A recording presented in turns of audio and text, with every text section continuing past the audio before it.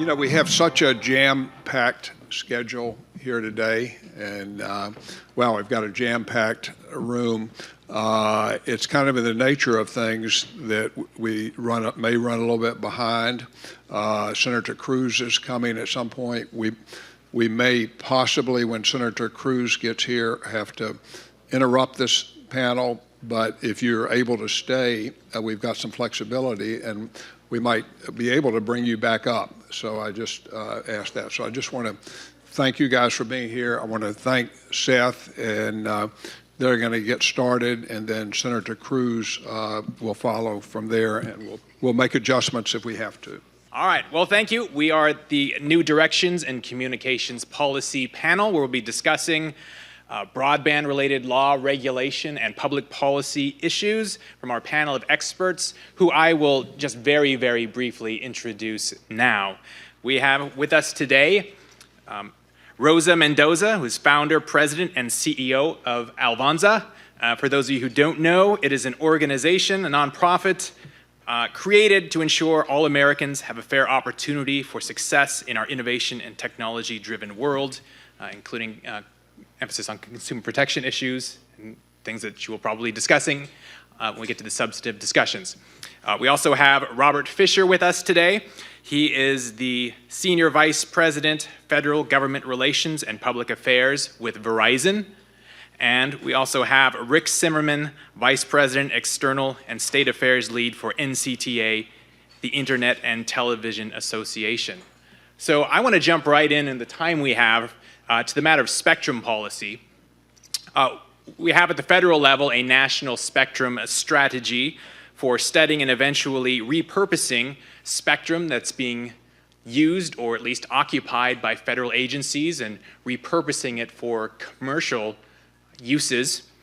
At this very conference a year ago, Senior Spectrum Advisor Blake Scott Harris introduced the implementation plan for that national spectrum strategy.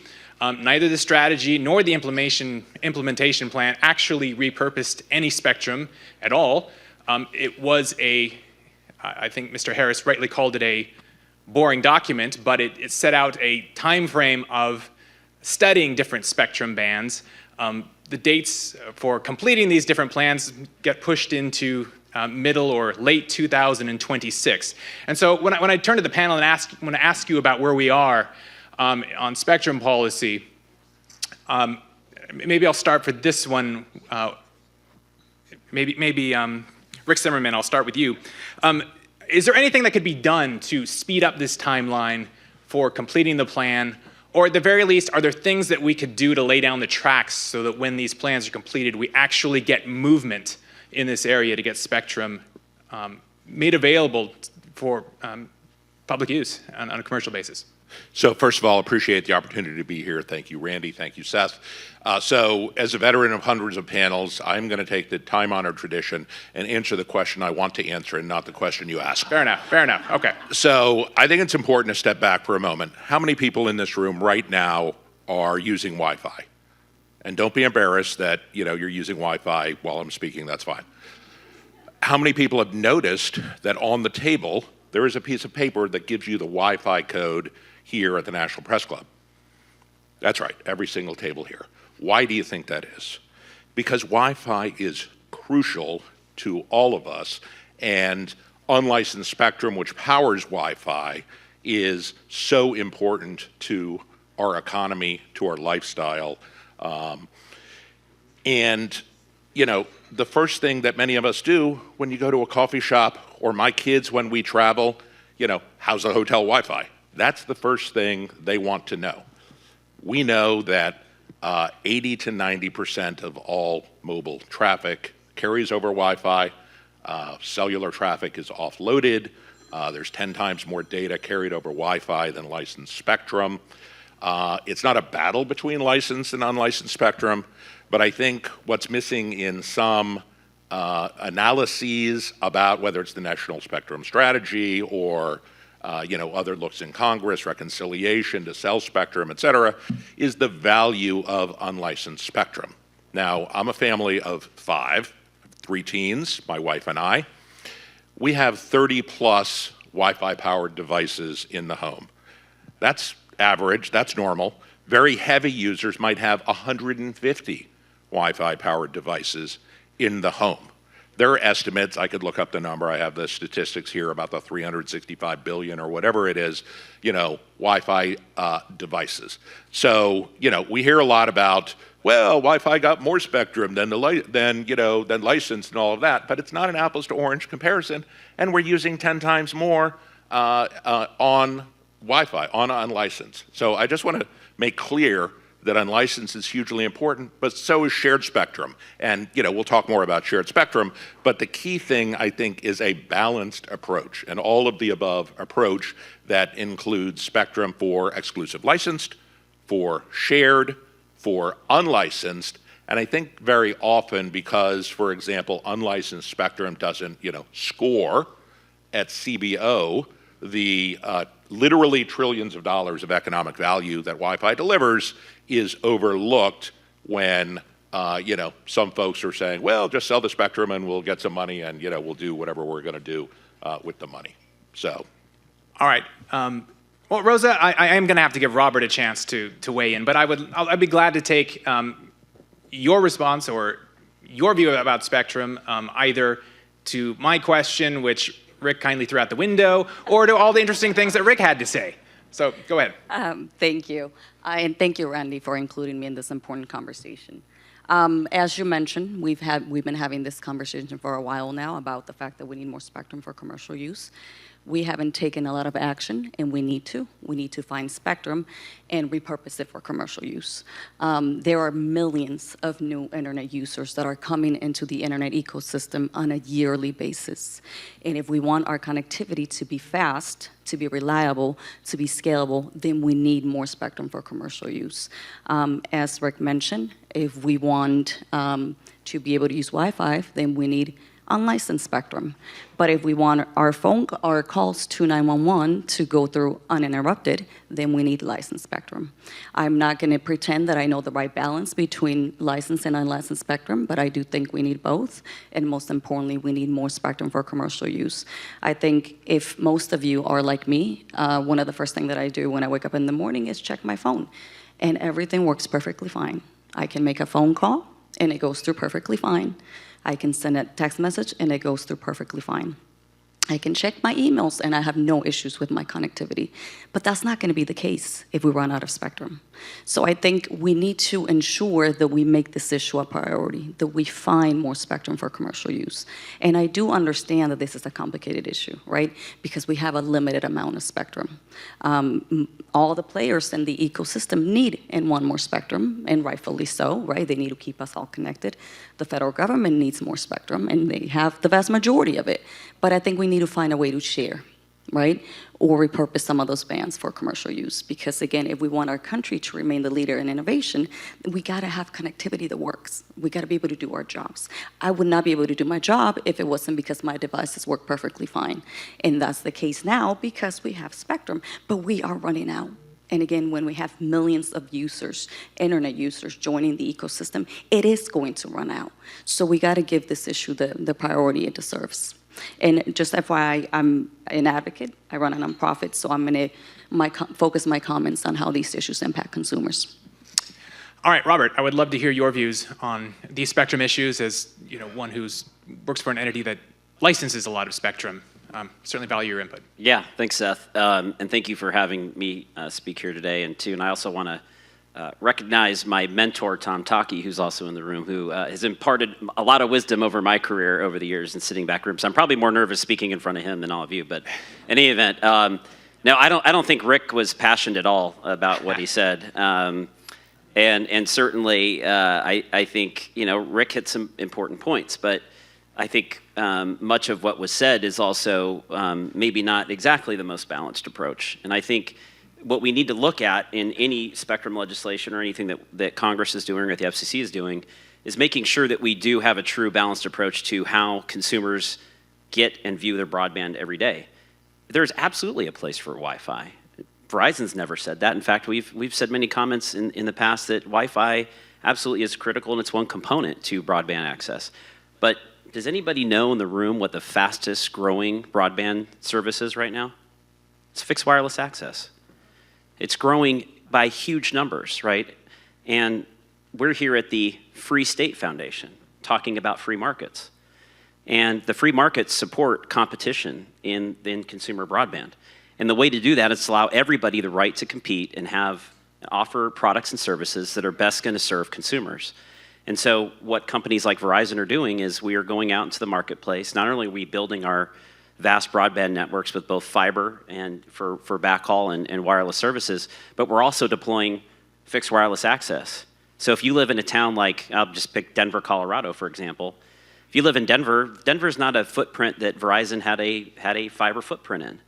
But we do now, and we're not serving a cable service, but we're providing fixed wireless access. You can stick a box in your house, and for $45 a month, you get broadband. Now, who doesn't want that, right? That's a great product. In order to do that, though, we need more wireless spectrum.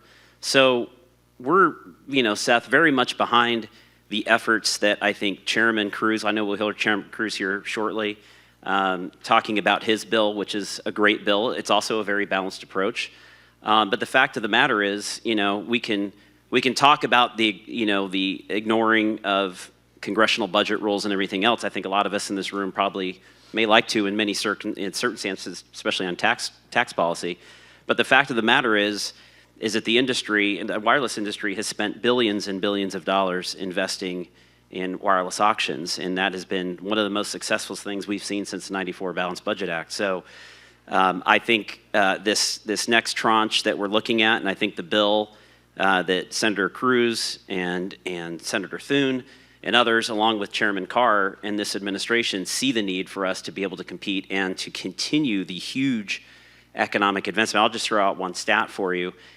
Since 2017, if you combine the money that Verizon spent in the C-band auction, which was $52 billion, along with our investment, just Verizon alone has spent $212 billion in CapEx spending since 2017. So we're all doing our part to invest in this economy, and I think the best thing that we can do is have a balanced approach, make sure that there's spectrum for unlicensed, licensed, and allow the market to compete. All right, well, thank you, Robert. You were discussing a lot the Spectrum Pipeline Act. Rick, do you have a point of view or your industry about that legislation or legislation of that sort dealing with spectrum allocation?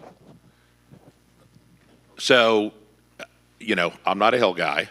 I am a policy person, and so I'm not going to opine on the specific legislation, but to make the point I made before, that we think a balanced approach that takes into account licensed, unlicensed, shared spectrum, and also, thinks about where is spectrum coming from.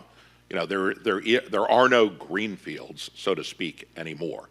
So when we look at specific spectrum bands that might be made available, in what manner are they going to be made available?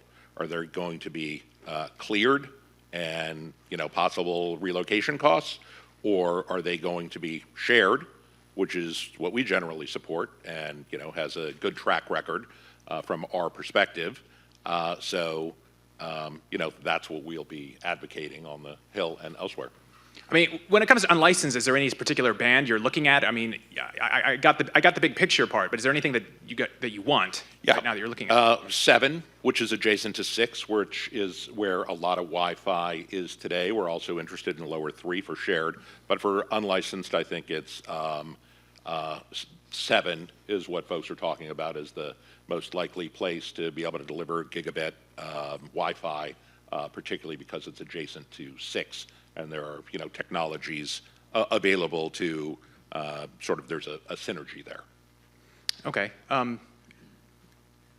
Robert, I mean, did you have a particular viewpoint on, I guess, what would your response to the shared spectrum versus exclusive? I mean, how is someone, for those of us who aren't engineers, how are we supposed to be able to adjudicate this? What should go where?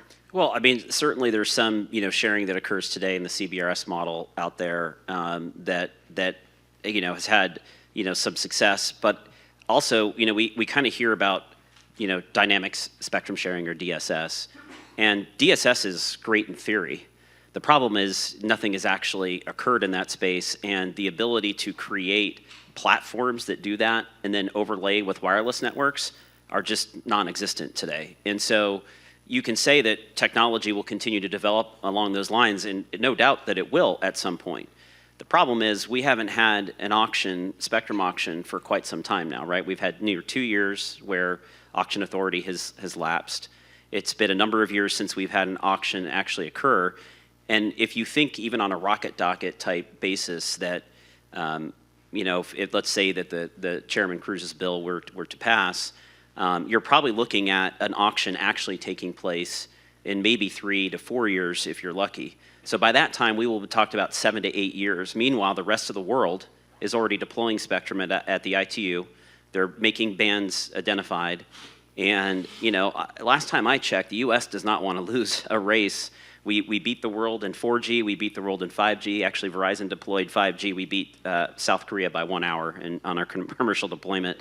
And but I think that's a good thing, and we don't want to fall behind on this race. You know, kind of last thing I'll say on this point, and I think it's a little underscored, and I think some members of the Intelligence Committee have understood this, and some in the national security world. When you think about what happened in 5G here in the United States, it's what really took the internet to be able to monetize to a mobile perspective, right? It really kind of enabled that ability, 4G and 5G, to do that. But all that IP and all the underlayment of IP occurred here in the United States.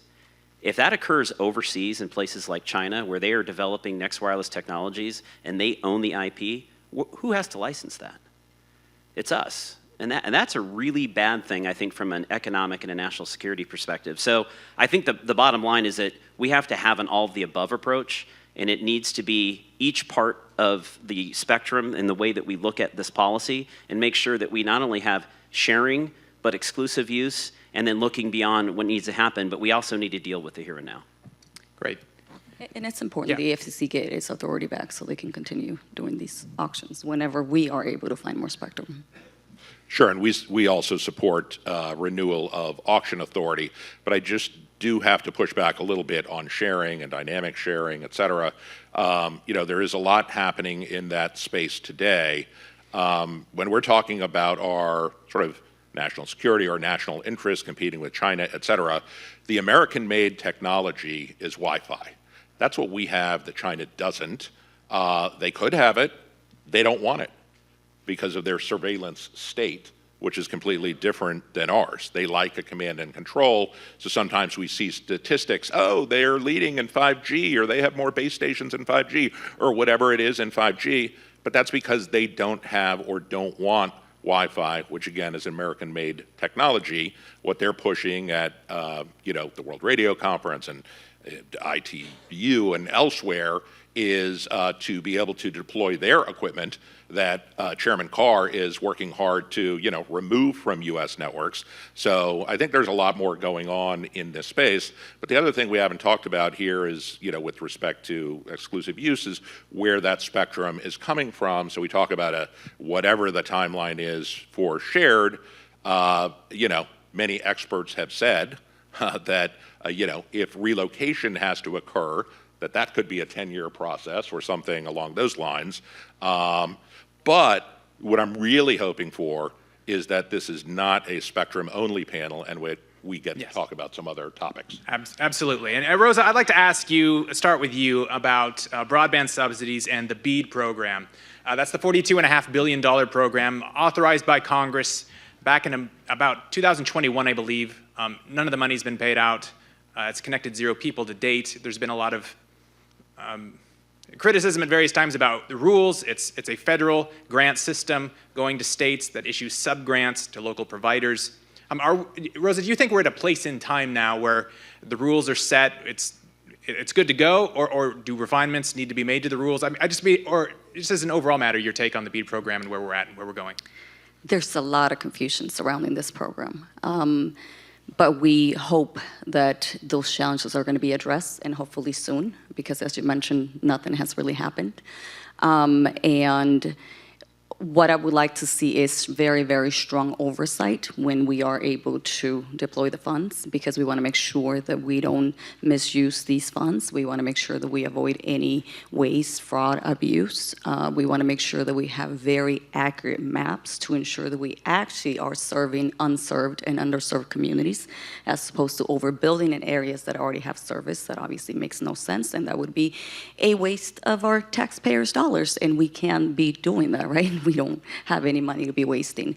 I believe that this program is a very important program if it's done the right way. It's a program that can help us close the digital divide. And why do we need to close the digital divide as a country? Well, as we all have mentioned, if we want to remain leaders in innovation, then we got to ensure that all Americans have access to broadband, and not only the access, but the skills that they need in order for them to be able to use this access. So if it's implemented correctly, yes, that can help us close this digital divide. Obviously, there are, people, there's a lot of criticism. Some people want to change some rules, some people want to change all the rules, but I think we need to be careful. If we change all the rules, for example, we risk pushing away some of the players that are able and willing to participate, some players that can provide the proper infrastructure for all communities. So I think we need to be careful with how we do this. Part of me wants to push this through and get it done right away so that we can connect all Americans, because I know there's a lot of communities, especially in rural areas, that do not have access to broadband. I grew up in Washington State, and I know there's quite a few communities in that area that don't have service. I grew up in Central Washington, so we gotta connect everyone, because again, we live in a society that depends on technology, it depends on innovation, and we can't succeed in this society if we don't have that access. So part of me wants to push this through, but another part of me wants to do it right? Take our time so that we do it right. I'm all for being technology neutral when it matters, when it makes sense, especially for areas that are very hard to reach. But this program was designed with a strong fiber focus, infrastructure, and I think that should continue. But as far as being technology neutral, I think when it makes sense, I think we should consider all technologies. Okay. Robert, let me ask you, is technological neutrality a concern of yours where BEAD stands at right now? Or the issue of rate regulation as well? Are there changes that you think need to be made as the plan is implemented? One word answer, yes. Okay. I think, listen, I think the last administration unfortunately got a lot of things wrong on that front. I think the requirements of, kind of push down rate regulation, and, as somebody who was on the Hill actually working on this legislation and talking to staff and, a lot of our cable colleagues as well, we worked kind of hand in hand with them. There was a specific request among members not to have rate regulation included, but the Biden administration ignored those rules and the intent of Congress and pushed it through anyway. So I think that's been a very unfortunate piece of the outcome on the legislation. I'm very hopeful and excited that Ariel Roth, who's going to be coming over as the head of NCTA, can correct a lot of those mistakes. And then I also think too, on the tech neutrality, obviously there was a lot of push towards fiber only, and I think that needs to also be something that needs to be addressed. And so I think I have a lot of confidence, that once Ariel is able to get over to the to NCTA, and hopefully we have some new bodies in the administration, we'll be able to get some of these fixed. I'm hopeful that some of those things can get done. So, first of all, Robert and I, and Rosa, I think all agree here. I want to read a passage here in a moment from the departing email from Evan Feinman, who was the BEAD director, and quote something specifically. We too look forward to the arrival of Ariel, and in the interim, Acting Assistant Secretary Adam Cassidy, who came over from Commissioner Symington's office. But one of the things, we've been consistent from the beginning. First of all, IIJ itself, we supported the language in there. We supported the program as conceived. We supported the focus on unserved areas, which has been our advocacy point for years and years across all broadband programs, focus on unserved first. But in its application, BEAD requirements were a problem. So one of the things that Evan Feinman would happen and should happen, removing the woke requirements from the program. This will include all provisions related to labor and wage, climate resiliency, middle-class affordability, et cetera. Now, here's where I differ with him. I do not regard the inclusion or removal of those provisions as significant. They were inserted by the prior administration. This part we agree with. And we said this, and it's great to hear from an insider.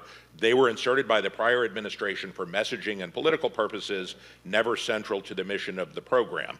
But where we disagree again is whether they had any impact. Our friend Blair Levin has indicated they didn't have any impact, but here's where they are wrong. On the rate regulation piece, what it said in application was often you must charge $30 a month for 100 by 20 service for the period of federal interest. What's the period of federal interest? 10 years. Now, 24 states also said that 100 by 20, if the FCC changes the definition of broadband, your regulated price, they didn't call it regulation, your regulated price must track. So $30 for a gigabit service, let's say, in 10 years, for 10 years, you've got to charge. That has a significant impact on whether people bid or not. And so many folks are saying, let's move ahead, the states have done their thing, don't make changes. I think our view is, you know what, there are people who would have bid that did not. So if you cleave all of these requirements, you need to give folks a chance to perhaps redo what they didn't do, sort of the sin of omission instead of commission. But it looks like we're getting the hook.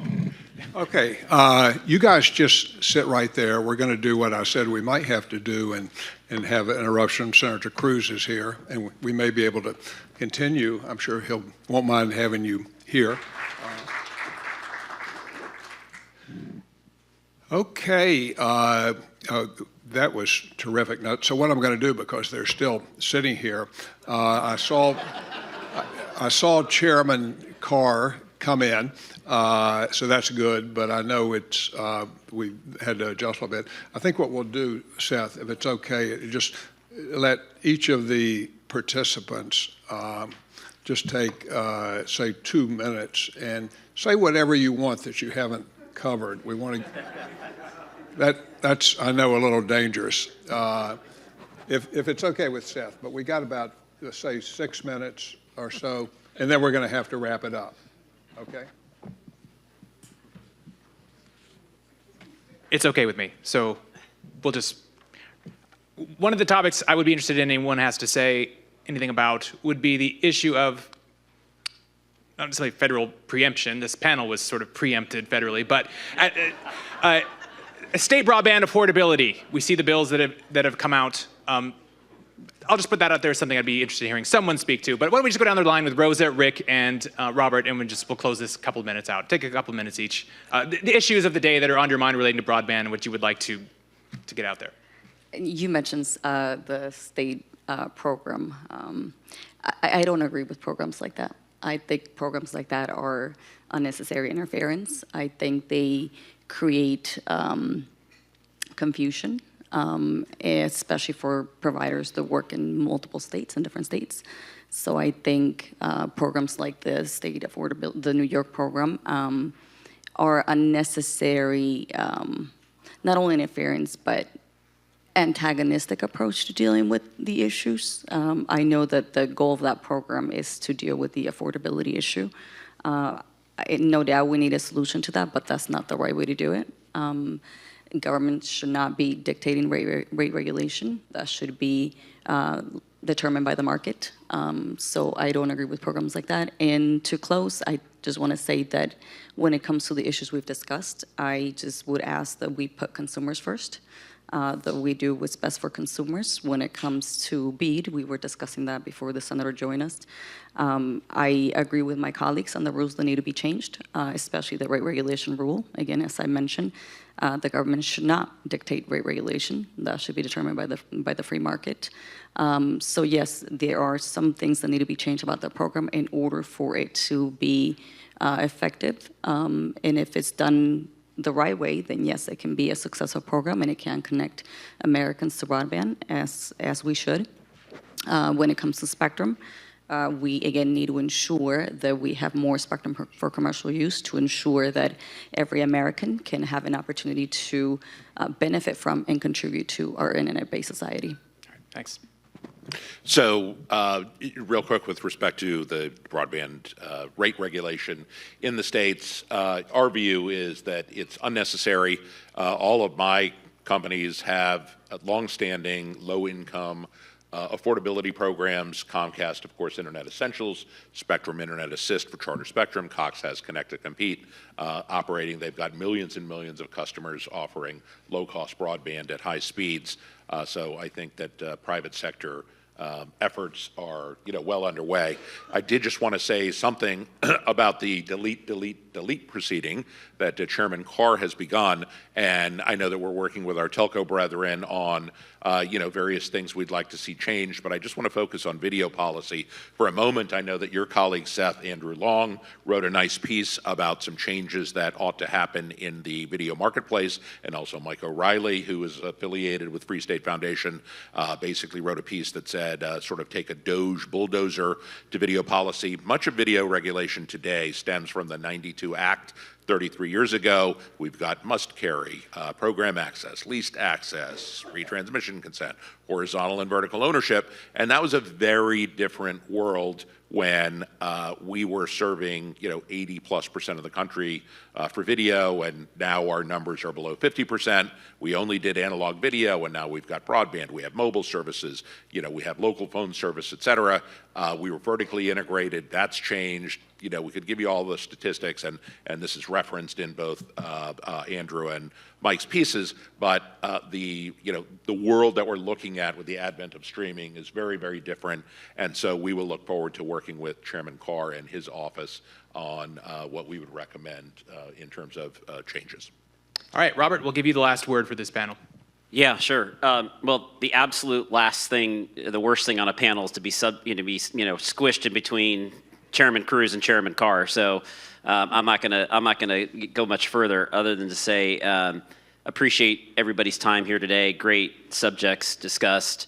I think really this is an exciting time in telecom. Really is. I think Chairman Cruz hit the nail on the head on everything that he's talking about before the committee and the issues that he's working on right now, which I think are really important.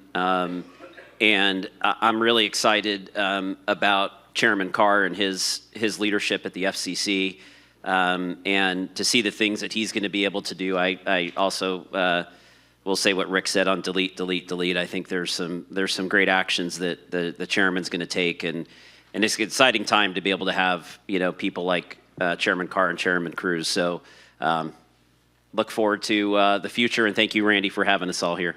All right, thank you.